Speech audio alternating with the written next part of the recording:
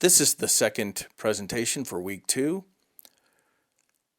and it's entitled The Enlightened Road to Rebellion.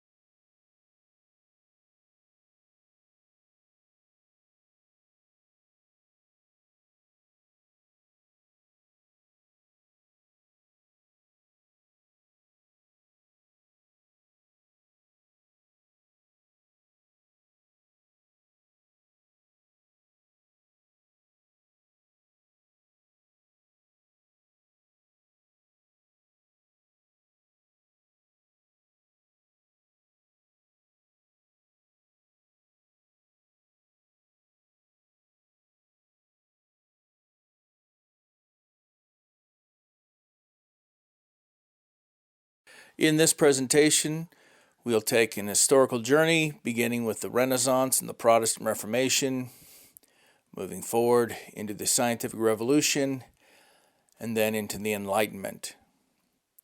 We will also note the Great Awakening that occurred in especially the American colonies. The Enlightenment was a period in European history beginning around the late 17th century when people began to emphasize the use of one's own reason to understand the way in which the world was both organized and how it functioned. Noting advances in the sciences, the Enlightenment thinkers sought to apply rational thinking as well to government and law and politics.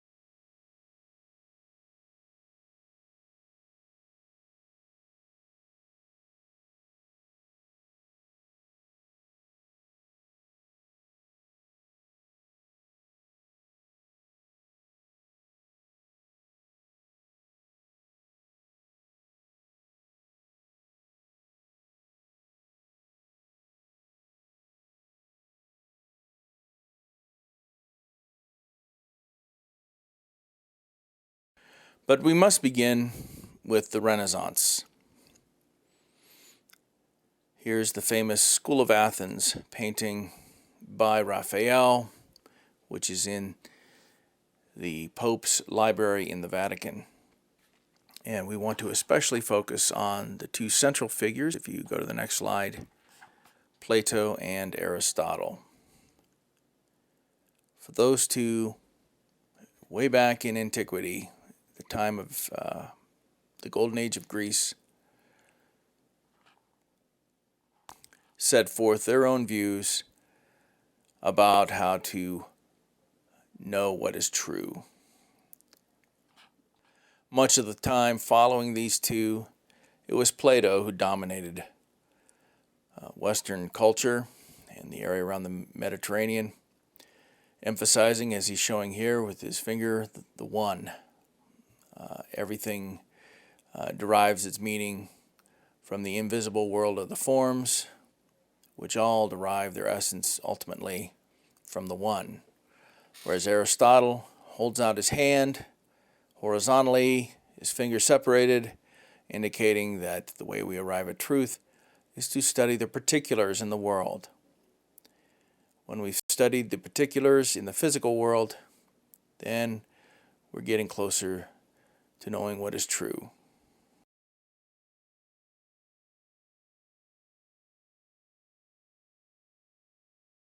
The Renaissance was a major break from the world of the Middle Ages in Europe, and a number of important concepts emerged. The importance of the individual, a belief in human potential, an interest in the ancient Greek and Roman sources, an interest in nature, the natural world. They were open to other sources of knowledge than just the Bible. Indeed, they could be critical of the church and wanted the church reformed. And Jesus would be seen as a role model to many Renaissance and Renaissance humanist thinkers. These ideas we will see continue forward historically. During the period of the Renaissance, the Protestant Reformation began, and it began with Martin Luther and his emphasis on personal salvation. 3 major written works of his were published in 1520. The first, to the Christian nobility of the German nation. He said that secular rulers are not subject to the church, creating a stronger split between church and state. In his Babylonian captivity of the church, he criticized the 7 sacrament system, only holding to 2 sacraments, baptism and communion. And in the third treatise, perhaps the most important, The Freedom of a Christian, he upheld that a Christian is a perfectly free lord of all, subject to none. A Christian is a perfectly dutiful servant of all, subject to all. But here we hear the ring of the bell of freedom.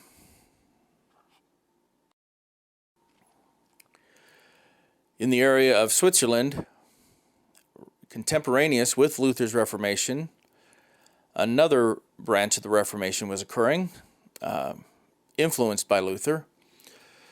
And here the leader was Zwingli. Zwingli has been said to be the first modern thinker in that he said that the communion bread and wine were merely symbolic. And thus he was demystifying the Eucharist. And this demystification of Christian ritual and belief will continue on from this point. He believed that Scripture should be the basis of authority, not only for the Christian life, but even for society at large. The reign of Christ, thus, is also political. Important concepts that emerged from the Reformation include a separation of church and state, which we saw with Luther. Luther had emphasized the priesthood of all believers, not just the professional priesthood, and thus the people became important. And this is understood as the movement toward modern democracy. There is an important emphasis on freedom. There is a demystifying of religious rites and a downplaying of anything thought superstitious. But on the other hand, there is this view of the Bible alone as an authority, even for the purpose of reforming society. Following the Renaissance and the Reformation was the scientific revolution. And it actually began somewhat in the Renaissance with Nicholas Copernicus, who held that the earth was not the center of the cosmos, but the sun was. And this challenged and eventually overcame the old earth-centered view, which was strongly held by the church. Then there is Kepler and his 3 laws of planetary motion, and then one of the most important scientific thinkers of all time, Galileo Galilei, who is famous for his discoveries with the telescope, but also was important because he is the first. Some say Leonardo da Vinci might have been the first, but we truly know that Galileo was early in using experiments and using timing his experiments, timing measurements, really the birth of modern science. And of course, he died a man, Galileo, upset the Catholic Church, but in the long run, his views were accepted. At the same time, there was René Descartes, known as the founder of modern philosophy. He's especially famous for his concept of cogito ergo sum, I think, therefore I am. Inquiry, thus, the search for truth, in a sense, begins with oneself. He believed in accepting nothing as true unless its truthfulness was self-evident. And that idea made its way even into the Declaration of Independence. We hold these truths to be self-evident. Indeed, the Declaration of Independence is an Enlightenment document.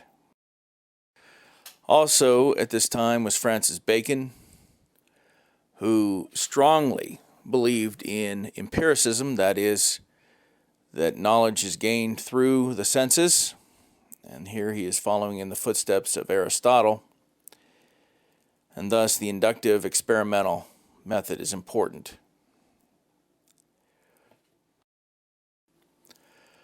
All of these scientists and their ideas ultimately culminated in the work of Sir Isaac Newton, who has studied Descartes and Kepler and Galileo, claiming that he had stood on the shoulders of giants in arriving at his own concepts. He developed calculus and worked with optics and light, but his biggest contribution was his Principia, published in 1687, where he discusses the 3 laws of motion and the law of universal gravitation. The Principia is one of the most influential books ever written. And thus we come to the Enlightenment, which builds on Bacon, Descartes, and Newton, pursuing the issues of knowledge, certainty, authority, and ultimately unity. This is an extensive quotation from a modern science writer, but it is an important paragraph that will really lead us into the importance of the Enlightenment. Especially note the bottom, where the French encyclopedia, that is the many volumes of that encyclopedia, a seminal Enlightenment tome, was dedicated to Bacon, Locke, and Newton. Thomas Jefferson in 1789 commissioned a composite portrait of these enthusiasts of science, calling them the three greatest men that have ever lived, without any exception. So we're going to look briefly here at the Enlightenment as it leads us into a certain aspect of the history of the American colonies and then the founding of the United States.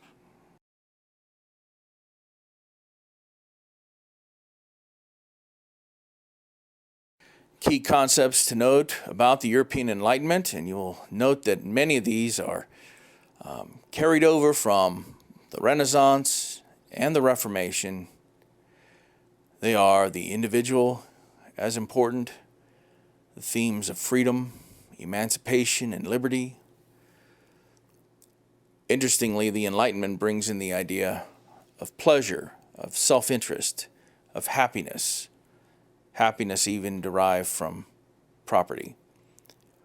The use of reason is important, an emphasis on ultimately collecting everything into a unity or a union.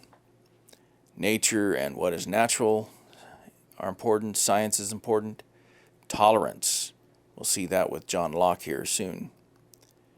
And the idea that things are getting better and humans are making progress. And then finally, also, is the reorganization of society. And so theories of government emerge during this time. A very important thinker of the early Enlightenment is John Locke. He'll be very important to the founding of the United States. Locke had read Descartes. He was impressed by Descartes' clear and distinct ideas. He was, in fact, a friend of Newton. And he wrote a number of works on various topics. If you go to the next slide, he was a philosopher, and in his essay concerning human understanding, argued that the human mind at birth is a blank tablet, a tabula rasa, and thus sense perception is very important for Locke, because that's how people build their knowledge. But we especially want to look at the next one, Locke, the political theorist. The next slide. Locke had said that humans are by nature free, equal, and independent, enjoying that liberty of the state of nature. The only thing a person cannot do is violate the law of nature, and not to harm others or their property, which is established by the Creator, for whom they are made to last during His, not one another's, pleasure. He held that people are capable of governing themselves through reason.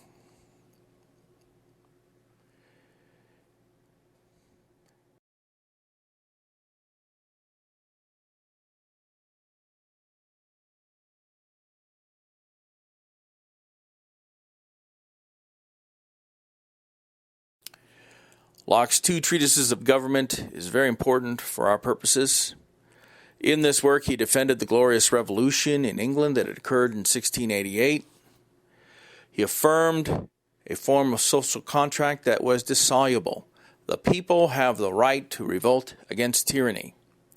He advocated a limited government, that is, limited by the law of nature.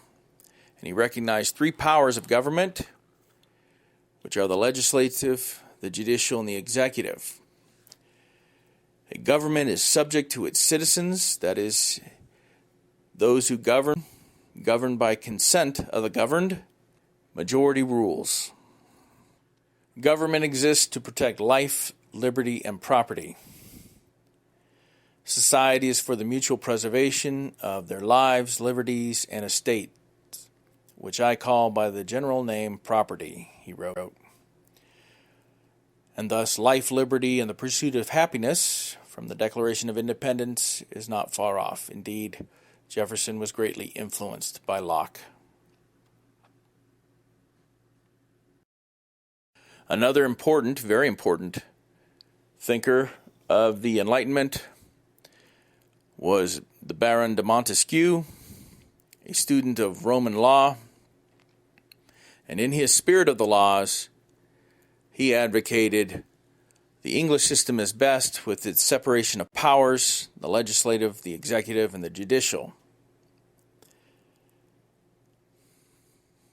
He was one of the most influential writers on the American founders.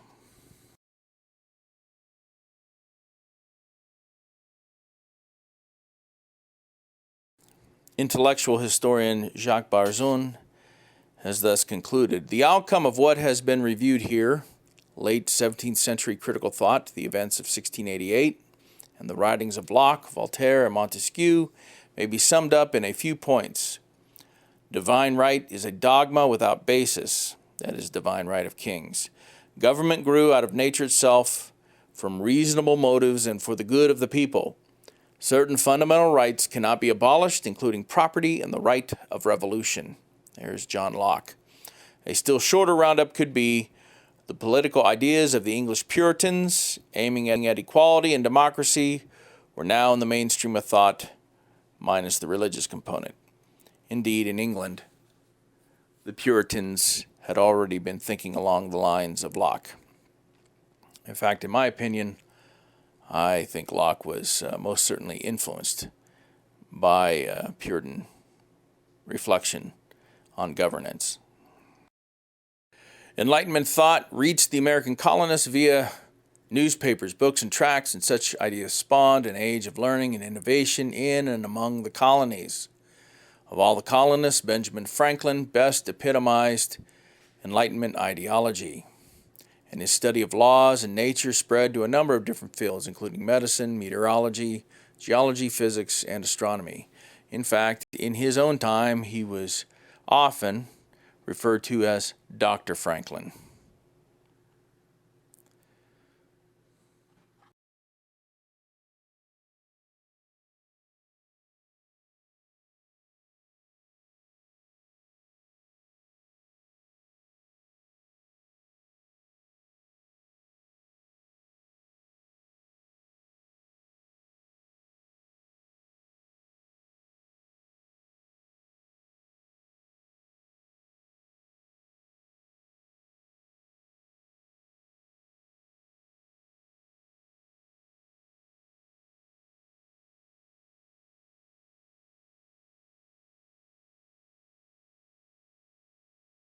This slide notes a few autobiographical facts about Benjamin Franklin.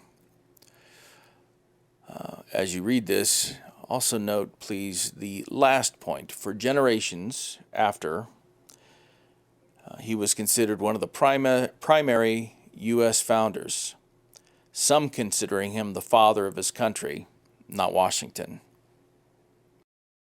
The era of the Enlightenment in America also saw the increase in universities and scientific studies.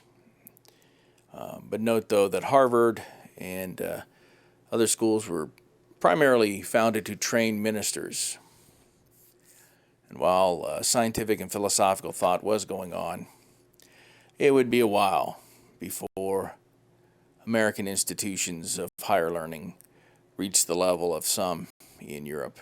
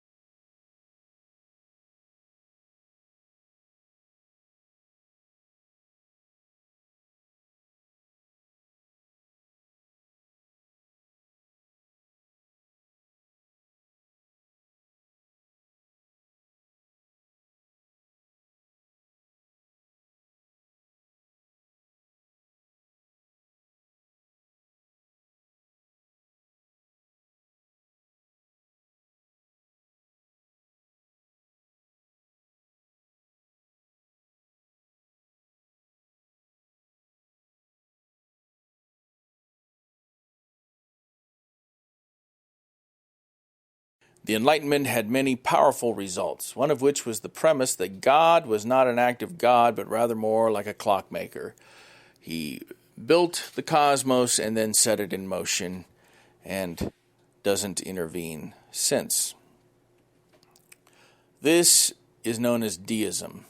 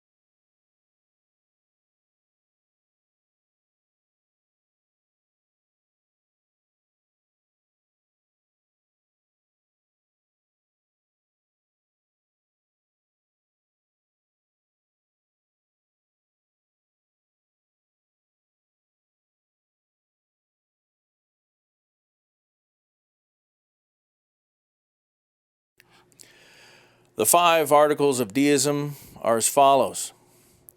Belief that a supreme being exists. Worship of this deity is required, and thus Thomas Jefferson, the deist, regularly attended church. Personal morality is a form of worship.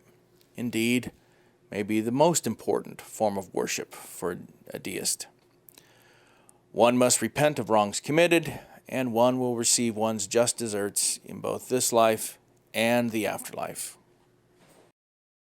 An important deist who was born in England and eventually came to the United States was Joseph Priestley. He was a scientist. He is the one who discovered oxygen in 1774. He was Unitarian in his beliefs, rejected traditional doctrines of the atonement and the Trinity, a defender of the French Revolution, which we haven't yet gotten to. Jefferson admired one of his works. Kind of being persecuted in England, he went to America. He influenced some when he came over across the ocean, but among many Christians, they had already been strengthened in their faith by the effects of Scottish common sense realism of Thomas Reid and Princeton College, and the revivalism of the Great Awakening. Ben Franklin was also a well-known deist, but very late in his life, he seems to have modified his deism somewhat. Concerning the Constitutional Convention, he made these remarks concerning prayer. I therefore beg leave to move that henceforth prayers imploring the assistance of heaven and its blessings on our deliberations be held in this assembly every morning before we proceed to business, and that one or more of the clergy of this city be requested to officiate in that service. That's a little more involvement on the part of the deity for a deist. An interesting statement by Franklin late in his life. Here are some other famous deists. I'll let you read this on your own. We'll cover Thomas Paine in more detail at another time. Standing against so much of the critical thought of the Enlightenment, especially as it was applied to Christianity, was Thomas Reid, professor at the University of Glasgow. He, in fact, took over the position held by Adam Smith, famous economist. And he is the founder of what became known as Scottish common sense realism, which took hold in the American colonies, especially at Princeton. And because of Reid, the United States was less influenced by the radical religious criticism of Europe, such as one might find with Hume. Reid's approach allowed for a reasoned defense of Christian faith. While the Enlightenment was going on in Europe, an amazing event occurred in the English colonies of North America. A major Christian revival began. 1740 to 1742, the high point, and it is called the Great Awakening. There was an emphasis on personal, spiritual regeneration, what today might be called being born again. This revival was extensive in time and in geography. It crossed denominational lines. It crossed colonial lines. Indeed, the revival united the people of the colonies, in a sense, with ramifications for the revolution. More than the Albany Congress, the religious revival that occurred at this time unified the colonies. During this time, indeed, in light of this revival, Princeton was founded. It was founded as the Law College of New Jersey and would eventually become the leading Christian educational institution. Notable preachers and theologians of this Great Awakening included Jonathan Edwards, George Whitefield, John Wesley, and the Tennant brothers. Jonathan Edwards is the Great Awakening theologian. A Congregationalist with his roots in Puritan New England, he is usually considered America's greatest theologian. Orthodox in his Christian beliefs, he also read deeply from Locke and Newton, the important Enlightenment thinkers. Indeed, he was selected to become Princeton College's first president. However, he died not long after being selected. John Wesley, the British preacher, had a tremendous impact on the religious environment in the colonies, though he only visited once. His message included a message of social justice, and he was an early and outspoken critic of the institution of slavery, as you can see here on this slide. His brother Charles is considered one of the greatest hymn writers in the history of the church. Influenced by Wesley at Oxford was George Whitefield. He is the greatest evangelist of the Great Awakening. He made a number of trips to the colonies, first in 1740, where he met with Jonathan Edwards. He became a friend of the deist Ben Franklin, and indeed, so powerful were his sermons that it is said that Ben Franklin himself even emptied his pockets into the collection plate upon hearing a sermon.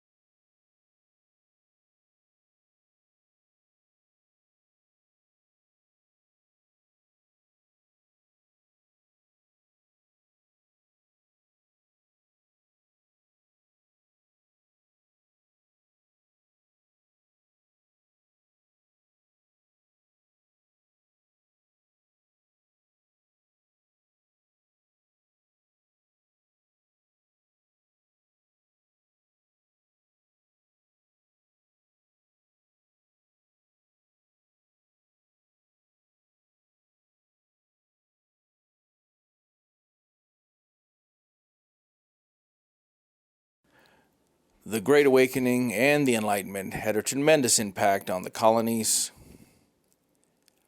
and this was seen especially in viewing themselves as self-governing, able to govern themselves.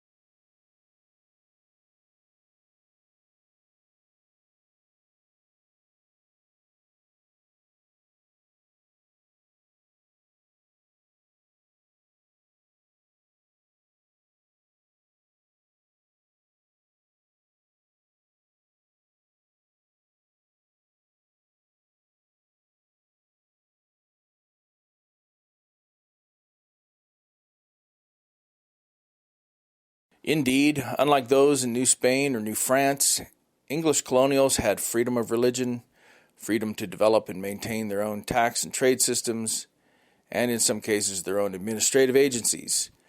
In fact, though, it should be noted that freedom of religion varied from colony to colony. As was noted previously, there wasn't quite the same amount of freedom of religion in Virginia or New England as one might experience in Pennsylvania.